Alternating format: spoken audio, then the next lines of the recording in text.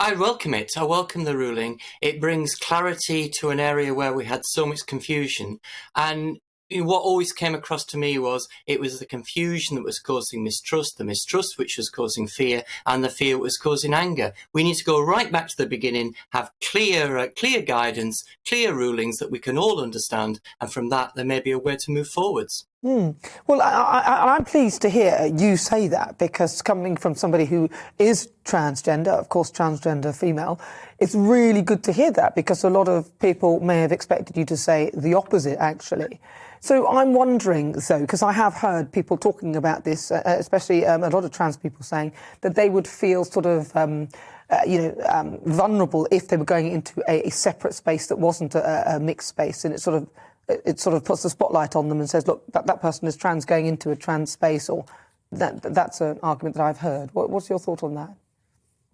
Well, most spaces are mixed sex, of course. You know, in most situations in everyday life, we're all in the same space. We only have separate sex spaces when it is a proportionate means of achieving a legitimate aim, to use the legal term. That's the only time we do it, and it's been done because women, especially, need a separate space. Now, what we should be looking at is, can we set aside separate spaces for trans people as well, and work that way? So we've got two separate protected characteristics. We've got a protected characteristic of sex, one of gender reassignment, and we'll look at them separately. But what's been happening is it's all been put together in this confusion, so we don't really know what we mean by sex, what we mean by gender, what we mean by gender reassignment. All this language has been confused to the point where we need to step back and think, what are we trying to achieve here? And what we're trying to achieve is to ensure safety, but also dignity of women and trans, and in my case, trans women.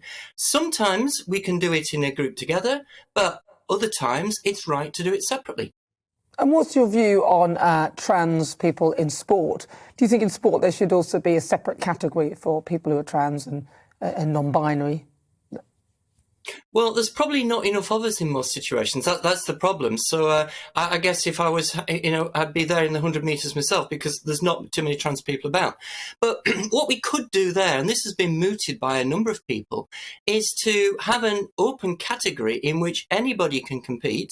Men, trans women, trans men if they've had hormone therapy, women if they want the competition, as long as it's safe. Have that open category in which everybody can compete.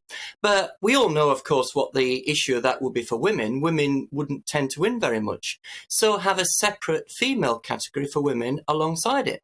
And then everybody can compete, everybody can take part in sport, but crucially, we don't then have to judge between women and trans women, who are very, very different biology. And let's face it, sport was never divided because of people's feelings. It's divided because people have different biology, and we need to accept that reality. OK, well, listen, Debbie, thank you so much for talking to us, and thank you so much for your views. That's Debbie Hayton. She's a teacher and transgender campaigner.